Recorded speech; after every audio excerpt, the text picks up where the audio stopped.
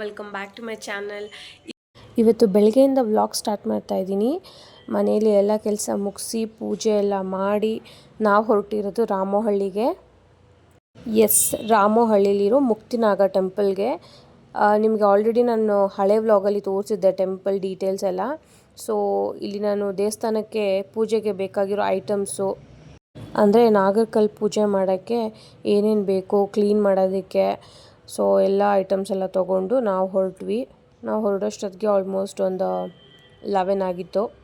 So ಅವತ್ತು ಏನೋ ಷಷ್ಠಿ ಇತ್ತು, ಷಷ್ಠಿ ಮರ್ತೋಗಿದ್ದೀನಿ. ಇದು ಆಲ್ಮೋಸ್ಟ್ ತುಂಬ ದಿನ ಆಗಿರೋದ್ರಿಂದ. ಸೊ ಮನೇಲಿ ಎಲ್ಲರೂ ನಮ್ಮ ತಾತ, ನಮ್ಮ ಆಂಟಿ, ನನ್ನ ಹಸ್ಬೆಂಡ್, ನನ್ನ ಮಗ ಎಲ್ಲರೂ ಹೊರಟ್ವಿ. ಸೊ ಸಿಕ್ಕಾಪಟ್ಟೆ ರಶ್ ಇತ್ತು. ಎಷ್ಟು ಜಾಮ್ ಆಗಿತ್ತು ಅಂದರೆ ಯಾರೂ ಇರೋಲ್ಲ, ಎಷ್ಟು ಫುಲ್ ಖಾಲಿ ಇರುತ್ತೆ ನೋಡು. ಅಂಥದ್ರಲ್ಲಿ ಈ ರೋಡಲ್ಲೇ ನಾವು ಒಂದು 10-15 ಮಿನಿಟ್ಸ್ ನಿಂತಿದ್ವಿ, ಅಂದರೆ ಮೇನ್ ಎಂಟ್ರೆನ್ಸ್ ಹತ್ರ. ಅಷ್ಟು ರಶ್ ಇತ್ತು. ಮುಂಚೆ ಎಲ್ಲ ಈ ಟೆಂಪಲ್ಗೆ ಅಷ್ಟು ಕ್ರೌಡ್ ಬರ್ತಾ ಇರಲಿಲ್ಲ. ತುಂಬ ರೇರಾಗೆ ನಾವು ಜನ ನೋಡ್ತಾ ಇದ್ದಿದ್ದು. ನಾವಿಲ್ಲಿ ಸುಮಾರು ವರ್ಷದಿಂದನೇ ಬರ್ತಾ ಇದ್ದೀವಿ. ನೋಡಿ ಎಷ್ಟು ಇತ್ತು ಅಂದರೆ ಹೋಗೋಕ್ಕೆ ಬರೋದಕ್ಕೆ ಎರಡೂ ಫುಲ್ಲು ಜಾಮ್ ಆಗಿಬಿಟ್ಟಿತ್ತು. ಫೈನಲಿ ನಾವು ಟೆಂಪಲ್ ಹತ್ರ ಬಂದ್ವಿ. ಸೊ ಕಾರಲ್ಲಿರೋ ಐಟಮ್ಸ್ ಎಲ್ಲ ತೊಗೊಂಡು ನೋಡಿ ಕಲ್ಲು ಪ್ರತಿಷ್ಠಾಪನೆ ಮಾಡಿರೋ ಹತ್ರ ಬಂದ್ವಿ. ಇದು ಆಲ್ರೆಡಿ ಸುಮಾರು ಜನ ಪೂಜೆ ಮಾಡಿ ಗಲೀಜು ಮಾಡಿ ಕೂಡ ಹೋಗಿದ್ದಾರೆ. ಅದನ್ನು ಕ್ಲೀನು ಮಾಡಲ್ಲ ಅವರು. ಎಷ್ಟು ಸಲ ಹೇಳಿದ್ರು ಅಷ್ಟೇ ಈ ಜನಗಳಿಗೆ. ನೋಡಿ ನಾವು ಮನೆಯಿಂದನೇ ಬಕೆಟ್ ಕೂಡ ತಂದಿದ್ವಿ. ಅಲ್ಲೇನೋ ಇರುತ್ತೆ, ಬಟ್ ಅದನ್ನು ಕ್ಲೀನ್ ಮಾಡೋಕ್ಕೆ ಮೈ ಭಾರ ನಮ್ಮ ಜನಗಳಿಗೆ. ಪೂಜೆ ಮಾಡಿಬಿಡ್ಬೇಕು, ದೇವ್ರಿಗೆ ಹೋಗ್ಬಿಡ್ಬೇಕು ಅಷ್ಟೇ ಅವ್ರಿಗೆ ಗೊತ್ತಿರೋದು. ಬಟ್ ಕ್ಲೀನ್ ಮಾಡೋದು ಮಾತ್ರ ಅವ್ರಿಗೆ ಗೊತ್ತಿಲ್ಲ. ಅಂದರೆ ಹಾಲು ಮೊಸರು ಎಲ್ಲ ಅಭಿಷೇಕ ಮಾಡಿದ್ಮೇಲೆ ನೀರು ಹಾಕಿ ತೊಳಿಬೇಕು. ಆಮೇಲೆ ನೀವು ಅರ್ಶಿನ ಕುಂಕುಮ ಎಲ್ಲ ಇಟ್ಟು ಪೂಜೆ ಮಾಡಬೇಕು. ಬಟ್ ಕೆಲವರೆಲ್ಲ ಪೂಜೆ ಮಾಡಿ ಅದ್ರ ಮೇಲೇ ಹಾಲು ಹಾಕ್ಬಿಟ್ಟು ಹೊರಟೋಗ್ಬಿಡ್ತಾರೆ. ಏನು ಬಂತು ಪ್ರಯೋಜನ? ನಾವು ಹಾಲು ಮೊಸರು ಎಲ್ಲ ಹಾಕಿ ಪೂಜೆ ಮಾಡಿದ್ಮೇಲೆ ಮತ್ತೆ ನಾವು ಅದನ್ನು ನೀರು ಹಾಕಿ ತೊಳ್ದು ಮತ್ತೆ ಅರ್ಶಿನ ಕುಂಕುಮ ಎಲ್ಲ ಹಚ್ಚಿ ಪೂಜೆ ಮಾಡಿ ಲಾಸ್ಟಲ್ಲಿ ನಾವೇನೇನು ಐಟಮ್ ತಂದಿರ್ತೀವಿ ಅದನ್ನೆಲ್ಲ ಒಂದು ಕವರಲ್ಲಿ ಹಾಕ್ಕೊಂಡು ಹೊರಗಡೆ ಬಂದು ಡಿಸ್ಕಾರ್ಡ್ ಮಾಡ್ತೀವಿ ನಾವು ಅದನ್ನು. ಪ್ರತಿ ಸರ್ತಿನೂ ಹೀಗೇನೆ ನಾವು ಮನೆಯಿಂದನೇ ಎಲ್ಲ ತೊಗೊಂಡು ಹೋಗ್ತೀವಿ, ಇನ್ ಕೇಸ್ ನಮ್ಗೆ ಅಲ್ಲಿ ಸಿಕ್ಕಲ್ಲ ಅಂತಂದರೆ. ಸೊ ಪ್ಲೀಸ್ ಈ ವಿಡಿಯೋ ಯಾರಾದರೂ ನೋಡ್ತಾರೆ, ನೀವು ಕಲ್ಲನ್ನ ಪ್ರತಿಷ್ಠಾಪನೆ ಮಾಡಿದರೆ ದಯವಿಟ್ಟು ನೀವು ಹಾಲು ಮೊಸರು ಹಾಕಿದ್ಮೇಲೆ ಕ್ಲೀನ್ ಮಾಡಿ ಆನಂತರ ಪೂಜೆ ಮಾಡಿ. ಸೊ ಅಲ್ಲಿರೋರ್ಗೂ ಕೂಡ ಕಂಫರ್ಟಬಲ್ ಆಗಿರುತ್ತೆ. ಮತ್ತು ದೇವ್ರ ಪೂಜೆನೂ ಅಷ್ಟೇ ಗಲೀಜಾಗಿ ಮಾಡಬಾರ್ದು. ಫುಲ್ಲು ಸ್ಮೆಲ್ ಬಂದಿರುತ್ತೆ, ಅಲ್ಲಿ ನಿಂತ್ಕೊಳೋಕ್ಕೂ ಆಗೋಲ್ಲ, ಅಷ್ಟು ಸ್ಮೆಲ್ ಇರುತ್ತೆ. ಒಂದು 5 ನಿಮಿಷ ಕೂಡ ನಾವು ಅಲ್ಲಿ ನಿಂತ್ಕೊಂಡು ಪೂಜೆ ಮಾಡೋಕ್ಕಾಗಲ್ಲ. ಎಲ್ಲ ಕಚಾಪಿಚಿ ಮಾಡಿಬಿಟ್ಟು ಹೋಗಿರ್ತಾರೆ. ಸೊ ನಮ್ಮದು ಇಲ್ಲಿ ಪೂಜೆ ಆಯಿತು. ಸೊ ಇಲ್ಲಿ 2 ಟೆಂಪಲ್ ಇದೆ ನೋಡಿ, ಒಂದು ಆದಿನಾಗ, ಒಂದು ಮುಕ್ತಿನಾಗ. ಸೊ ಈ ಪೂಜೆ ಎಲ್ಲ ಆದಮೇಲೆ ಅಲ್ಲಿ ಕೂಡ ನಾವು ದರ್ಶನಕ್ಕೆ ಹೋಗಬೇಕು. ನಾನು ನನ್ನ ಹಸ್ಬೆಂಡ್ ಇಲ್ಲಿ ಆವಾಗ ನಮ್ಮ ಕೈಲಿ ಯಾವಾಗ ಆಗುತ್ತೋ ಆವಾಗೆಲ್ಲ ಬಂದು ನಾವಿಲ್ಲಿ ಪೂಜೆ ಮಾಡ್ಕೊಂಡು ಹೋಗ್ತೀವಿ. ಇದು ನಾವು ಕಲ್ಲನ್ನ ಪ್ರತಿಷ್ಠಾಪನೆ ಮಾಡಿಸಿರೋದು ನಾವು ಅಂದ್ಕೊಂಡಿರೋ ಒಂದು ಕೆಲಸ ಆಗಿರೋದ್ರಿಂದ. ಸೊ ನಮ್ಮದು ಪೂಜೆ ಚೆನ್ನಾಗಾಯಿತು. ಇನ್ನು ಪೂಜೆ ಎಲ್ಲ ಮುಗಿಸ್ಕೊಂಡು ನಾವು ದರ್ಶನಕ್ಕೆ ಹೋದ್ವಿ. ದರ್ಶನಕ್ಕೆ ಏನಷ್ಟು ರಶ್ ಇರಲಿಲ್ಲ, ಬಿಕಾಸ್ ಆಲ್ರೆಡಿ ಬೆಳಗ್ಗೆನೇ ತುಂಬ ಜನ ಬಂದು ಹೋಗಿರೋದ್ರಿಂದ. ಅದು ಅಲ್ಲಿ ಟೆಂಪಲ್ ಕೂಡ ದೊಡ್ಡದಾಗಿರೋದ್ರಿಂದ ನಮಗೆ ರಶ್ ಏನಂತ ಅನಿಸ್ಲಿಲ್ಲ. ಮತ್ತು ಇಲ್ಲಿ ಪ್ರಸಾದ ಕೂಡ ಕೊಡ್ತಾರೆ, ತುಂಬ ಚೆನ್ನಾಗಿರುತ್ತೆ ಪ್ರಸಾದ ಟೇಸ್ಟು. ನಾವಿಲ್ಲಿ ಏನೋ ಒಂದು ಪೂಜೆ ಮಾಡಿಸಿದ್ವಿ, ಆ ಟೈಮಲ್ಲಿ ತಿಂದಿದ್ದು ಪ್ರಸಾದ ತುಂಬ ಟೇಸ್ಟಿಯಾಗಿತ್ತು. ಇನ್ನು ಮಧ್ಯಾಹ್ನ ಊಟ ಟೈಮ್ ಆಗಿರೋದ್ರಿಂದ ಊಟ ಕೂಡ ಕೊಡ್ತಾಯಿದ್ರು ಅನಿಸುತ್ತೆ. ಬಟ್ ನಾವು ಹೊರಗಡೆ ಹೋಗಬೇಕಾಗಿರೋದ್ರಿಂದ ಇಲ್ಲಿ ಊಟ ಮಾಡಲಿಲ್ಲ. ಜಸ್ಟ್ ದರ್ಶನ ಎಲ್ಲ ಮುಗಿಸ್ಕೊಂಡು ಹೊರಟ್ವಿ. ನಮ್ಮ ತಾತಾಗೆ ನಮ್ಮ ಆಂಟಿಗೆ ಇದು ಸ್ಟೆಪ್ಸ್ ಎಲ್ಲ ಹತ್ತಕ್ಕೆ ಆಗದಿರೋ ಕಾರಣ ಅವ್ರು ಕಾರಲ್ಲೇ ಇದ್ದರು. ನಾನು, ನನ್ನ ಹಸ್ಬೆಂಡ್, ನನ್ನ ಮಗ ಮಾತ್ರ ದರ್ಶನಕ್ಕೆ ಬಂದ್ವಿ. ಇಲ್ಲಿ ಫೋಟೋಲಿ ಏನು ನೋಡ್ತಾ ಇದ್ದೀರಾ, ಗೌರಿ ಸುಬ್ರಹ್ಮಣ್ಯ ಅವರು ಇಲ್ಲಿ ಆಯುರ್ವೇದಿಕ್ ಮೆಡಿಸಿನ್ಸ್ ಕೂಡ ಕೊಡ್ತಾರೆ. ಸುಮಾರು ಕಾಯಿಲೆಗಳಿಗೆ ನಿಮಗೆ ಮೆಡಿಸಿನ್ಸ್ ಇಲ್ಲಿ ಸಿಕ್ಕತ್ತೆ. ನಾವು ಕೂಡ ಇಲ್ಲಿ ತೊಗೊಂಡಿದ್ದೀವಿ ಸುಮಾರು ಸಲ, ಬಟ್ ನಾವು ಕಂಟಿನ್ಯೂ ಮಾಡಲಿಲ್ಲ ಅಷ್ಟೇ. ನಾವು ಬೇರೆದಕ್ಕೆ ಸ್ಕಿಪ್ ಆಗಿರೋದ್ರಿಂದ ನಮಗೆ ಅಷ್ಟು ರಿಸಲ್ಟ್ಸ್ ಗೊತ್ತಾಗಿಲ್ಲ. ಬಟ್ ಇಲ್ಲಿ ಸುಮಾರು ಜನ ಹೇಳಿದ್ದಾರೆ ಇವ್ರ ಹತ್ರ ತೊಗೊಳ್ಳೋ ಮೆಡಿಸಿನ್ಸಿಂದ ರಿಸಲ್ಟ್ ಇದೆ ಅಂತ. ನನ್ನ ಮಗ ಹಾಕಿದ್ದಾನಲ್ಲ ಒಂದು ಪೆಂಡೆಂಟು, ಅದು ಕೂಡ ಇವರೇ ನಮಗೆ ರೆಫರ್ ಮಾಡಿದ್ದಿದ್ದು. ಅದು ಆರೋಗ್ಯಕ್ಕೋಸ್ಕರ, ಬಟ್ ಅದು ನಮಗೆ ವರ್ಕ್ ಆಗ್ತಾಯಿದೆ. ಇನ್ನು ನಾವು ಅದು ಮುಗಿಸ್ಕೊಂಡು ಬಂದಿದ್ದು ರಜತಗಿರಿ ಪ್ಯಾಲೇಸ್ಗೆ, ಹೋಟೆಲ್ಗೆ ಲಂಚ್ ಮಾಡೋದಕ್ಕೆ. ನೋಡಿ ಒಳಗಡೆ ಬಂದು ಈ ಥರ ಆಂಬಿಯನ್ಸ್ ಇದೆ, ಲೈಕ್ ಮೈಸೂರು ಪ್ಯಾಲೇಸ್ ಒಳಗಡೆ ಇರುತ್ತಲ್ವ ಕುಷನ್ಸು ಸೋಫಾಸ್ ಎಲ್ಲ, ಲೈಕ್ ಆ ಟೈಪಲ್ಲಿ ಒಂದು ಮಾಡಿರೋದಿದು. ಸಮ್ವಾಟ್ ಲೈಕ್ ಅದೇ ಥೀಮ್ ಅಂತ ಹೇಳ್ಬೋದು. ಸ್ಟೆಪ್ಸು ಮತ್ತು ಅಲ್ಲಿ ಪೇಂಟಿಂಗ್ಸು, ಪೋರ್ಟ್ರೇಟ್ಸು ಇದೆಲ್ಲ ನೋಡಿದ್ರೆ ನಮ್ಗೆ ಆ ಥರ ಫೀಲಿಂಗ್ ಬರುತ್ತೆ. ಆರ್ಡ್ರ್ ಮಾಡಿದ್ದು ವೆಜ್ ಆಗಿರೋದ್ರಿಂದ ಅವತ್ತು ಟೊಮೆಟೊ ಸೂಪು, ಆಮೇಲೆ ಹನಿ ಚಿಲ್ಲಿ ಪೊಟ್ಯಾಟೊ, ಆಮೇಲೆ ನಾರ್ತ್ ಇಂಡಿಯನ್ ಮೀಲ್ಸು, ಒಂದು ದಹಿ ವಡ, ಗೋಬಿ ಆ ಥರ ಐಟಮ್ಸು. ಬಟ್ ಟೇಸ್ಟಿಯಾಗಿತ್ತು, ಬಟ್ ನಾಟ್ ಸೋ ಟೇಸ್ಟಿ. ಒಂದು ಸಲ ಹೋಗ್ಬೋದು ಅಷ್ಟೇ, ಜಾಸ್ತಿ ಏನು ಅದನ್ನು ರೆಕಮೆಂಡ್ ಮಾಡಲ್ಲ. ಸೊ ಇದು next day morning. So I think Saturday ಬೆಳಗ್ಗೆನೇ ರೆಡಿಯಾಗಿ, ಇದು ನಮ್ಮ ಸ್ಯಾಟರ್ಡೇ ರುಟೀನ್.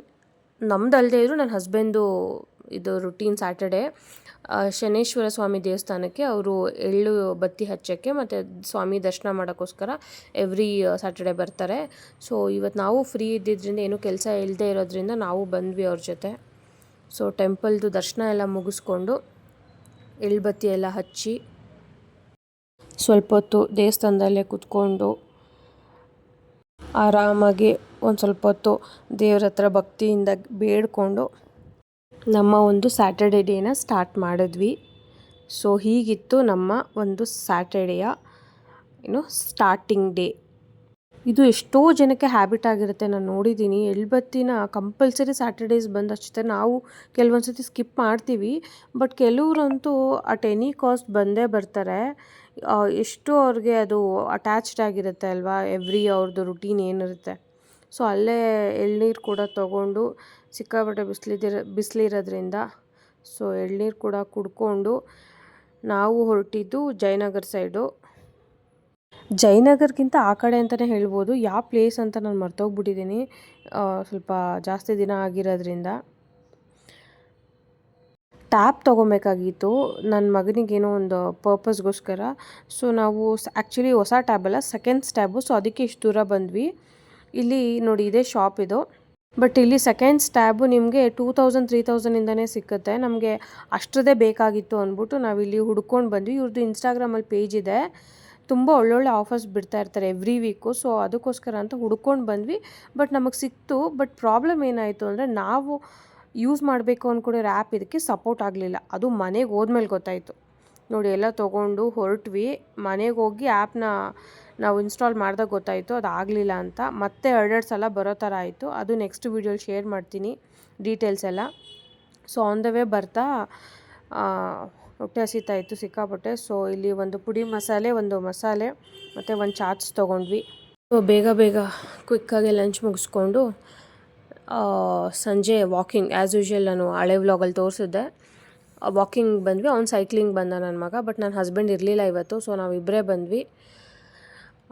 ಮುಗಿಸ್ಕೊಂಡು ಮನೆಗೆ ಹೋಗಿ ಸ್ವಲ್ಪ ರೆಡಿಯಾಗಿ ಅಷ್ಟೊತ್ತು ನನ್ನ ಹಸ್ಬೆಂಡ್ ಬಂದಿದ್ದರು. ಸ್ವಲ್ಪ ಗ್ರಾಸರಿ ಬೇಕಾಗಿತ್ತು ಮನೆಗೆ. ಸೊ ನಾವು ಬಂದಿದ್ದಿಲ್ಲಿ ಸ್ಮಾರ್ಟ್ ಬಜಾರ್ಗೆ. ಮನೆಗೆ ನಿಯರ್ ಆಗಿತ್ತು. ಯೂಶ್ವಲಿ ಮೆಟ್ರೋ ಹೋಗ್ತೀವಿ, ಸರಿ ಇಲ್ಲಿ ತುಂಬ ದಿನ ಆಗಿತ್ತು ಟ್ರೈ ಮಾಡಿ ಅಂದ್ಬಿಟ್ಟು ಇಲ್ಲಿ ಬಂದ್ವಿ. ಇಲ್ಲೂ ಏನಂತ ತುಂಬ ಡಿಫ್ರೆನ್ಸ್ ಅಂತ ಏನು ಅನಿಸಿಲ್ಲ. ಬಟ್ ಬೇಕೇ ಬೇಕಲ್ವಾ, ಸಾಮಾನು ಎಲ್ಲೋ ಒಂದು ಕಡೆ ತೊಗೊಳ್ಲೇಬೇಕಲ್ವಾ ಅಂದ್ಕೊಂಡು ಇಲ್ಲೇ ಬಂದ್ವಿ. ಬಟ್ ಇಲ್ಲಿ ಇನ್ನೊಂದು ಏನು ಕ್ಲಚ್ ಇಟ್ಟಿದ್ದಾರೆ ಇವರು ಅಂತಂದರೆ, ಮೆಟ್ರೋಲಿ ಯೂಶ್ವಲಿ ಬೈ 1 get 1 ಅಂದರೆ ಒಂದು ತೊಗೊಂಡ್ರೆ ನಮಗೆ ಒಂದು ಕಂಪ್ಲೀಟಾಗಿ ಫ್ರೀ ಸಿಗುತ್ತೆ, ಅದು ಬೋರ್ಡಲ್ಲಿ ಕೂಡ ಇರುತ್ತೆ. ಬಟ್ ಇಲ್ಲಿ ಏನು ಅಂದರೆ buy 1 get 1 at MRP price ಆ ಥರ ಏನೋ ಕೊಟ್ಟಿರ್ತಾರೆ. ಇಲ್ಲಿ ನಾವು ನೋಡಿ, ಇಲ್ಲಿ ನಾನು ಯೆಲ್ಲೋ ಕಲರ್ದು ಎಲ್ಲದಕ್ಕೂ ಹಾಕಿದಾರಲ್ಲ ಪ್ರೈಸ್ ಒಂದು ಟ್ಯಾಗು, ಇದನ್ನು ಅಬ್ಸರ್ವ್ ಮಾಡಿ ತೊಗೊಳ್ಳಿ. ಒಂದು ತೊಗೊಂಡ್ರೆ ನಿಮಗೆ MRP ಪ್ರೈಸು, 2ನೇ ತೊಗೊಂಡ್ರೆ ಫ್ರೀ ಇಲ್ಲ. ಬೈ 1 get 1 ಅಂತ ಇರುತ್ತಲ್ಲ, ಕೆಲವರೆಲ್ಲ get 1 ಅನ್ನೋದನ್ನು ಕನ್ಫ್ಯೂಸ್ ಮಾಡ್ಕೊಂಡು ಫ್ರೀ ಅನ್ಕೊತಾರೆ, ಇನ್ಕ್ಲೂಡಿಂಗ್ ನಾನು ಇದನ್ನೇ ಮಾಡ್ಕೊಂಡಿದ್ದಿಲ್ಲಿ. ಮೆಟ್ರೋಲ್ ತೊಗೊಂಡು ರೂಢಿ ಆಗ್ಬಿಟ್ಟು ಇಲ್ಲಿ get 1 ಅಂತ ಇರೋದನ್ನ ಫ್ರೀ ಅಂದ್ಕೊಂಡೆ. But get 1 at some price ಏನೋ ಇರುತ್ತೆ, ಅದು ಸ್ವಲ್ಪ ಕಮ್ಮಿ ಇರುತ್ತೆ MRPಗಿಂತ. ಅದು ಬಿಟ್ಟರೆ ನಿಮಗೆ ಖಂಡಿತ ಇಲ್ಲಿ ಪೂರ್ತಿ ನಿಮಗೇನು ಇದು ಸಿಕ್ಕಲ್ಲ, ಅಂದರೆ ಏನು ಫ್ರೀ ಸಿಕ್ಕಲ್ಲ ಯಾವುದೇ ಪ್ರಾಡಕ್ಟ್ ಆಗಿರಲಿ ಈ ಸ್ಮಾರ್ಟ್ ಬಜಾರಲ್ಲಿ. ಇದೊಂದು ಕ್ಲಚ್ ಇಟ್ಟಿರ್ತಾರೆ. ಸುಮಾರು ಜನಕ್ಕೆ ಕನ್ಫ್ಯೂಸ್ ಆಗಿ ಎಷ್ಟೊಂದು ಐಟಮ್ಸ್ ತೊಗೊಂಡಿರ್ತಾರೆ. ಅಲ್ಲಿ ಬಿಲ್ಲಿಂಗ್ ಸೆಕ್ಷನ್ ಹತ್ರ ಜಗಳ ಆಡ್ಕೊಂಡು ಕೂತಿರ್ತಾರೆ. ಇದೇ ಆಗುತ್ತೆ ಯಾವಾಗ್ಲೂ. ನಮ್ಮದು ಕೂಡ ಇದೇ ಥರ ಆಯಿತು ನೋಡಿ. ಹೇಗೆ ಅಂದರೆ ಆ್ಯಕ್ಚುಲಿ MRP 100 ಇರುತ್ತೆ ಅಂದ್ಕೊಳ್ಳಿ, ನಾವು 1 ತೊಗೊಂಡ್ರೆ ನಮಗೆ 50 ಬೀಳುತ್ತೆ. ಬಟ್ ಫ್ರೀ ಅಂತೂ ಸಿಕ್ಕಲ್ಲ, ಹಾಫ್ ದ ಪ್ರೈಸ್, ಫ್ಲ್ಯಾಟ್ 50% ಇರುತ್ತೆ. ಬಟ್ ನಾವು ಫ್ರೀ ಅಂತ ಕನ್ಫ್ಯೂಸ್ ಆಗ್ತೀರಿ, ಅದೇ ಪ್ರಾಬ್ಲಮ್ ಆಗಿರೋದು. ಫೈನಲಿ ಏನೋ ಒಂದು ತೊಗೊಂಡ್ವಿ, ಆಯಿತು ಬಿಲ್ಲಿಂಗು. ಸೊ ಮನೆ ಕಡೆ ಹೊರಟ್ವಿ. ಮನೆಗೆ ಹೋಗಿ ಬಿಸಿ ಉಪ್ಪಿಟ್ಟು ಮಾಡ್ಕೊಂಡು ತಿನ್ನೋಣ. ಚಳಿಗೆ ಚೆನ್ನಾಗಿರುತ್ತೆ, ಸಿಕ್ಕಾಪಟ್ಟೆ ಚಳಿ ಇತ್ತು ಅವತ್ತು. ಬಿಸಿ ಉಪ್ಪಿಟ್ಟು ಮಾಡೋಕ್ಕೆ ಇಲ್ಲಿ ಎಲ್ಲ ರೆಡಿ ಮಾಡ್ತಾಯಿದ್ದೀನಿ. ಸೊ ಇಲ್ಲಿಗೆ ವ್ಲಾಗ್ ಎಂಡ್ ಮಾಡೋ ಟೈಮ್ ಆಯಿತು. ಯಾರಿಗೆಲ್ಲ ನನ್ನ ವ್ಲಾಗ್ ಇಷ್ಟ ಆಯಿತು ಪ್ಲೀಸ್ ಲೈಕ್ ಮಾಡಿ, ಸಬ್ಸ್ಕ್ರೈಬ್ ಮಾಡಿ, ಮತ್ತು ಕಮೆಂಟ್ ಮಾಡಿ. ಇಷ್ಟ ಆದರೆ ಶೇರ್ ಮಾಡಿ, ಪಕ್ಕದಲ್ಲಿರೋ ಬೆಲ್ ಐಕನ್ನ ಕ್ಲಿಕ್ ಮಾಡಿ. ಸೊ ನಾನು ಹಾಕೋ ಎಲ್ಲ ವೀಡಿಯೋ ನೋಟಿಫಿಕೇಷನ್ ನಿಮಗೆ ಬರುತ್ತೆ. ಸೊ ಮತ್ತೆ ಇನ್ನೊಂದು ವೀಡಿಯೋ ಜೊತೆ ಸಿಗೋಣ. ಬಾಯ್.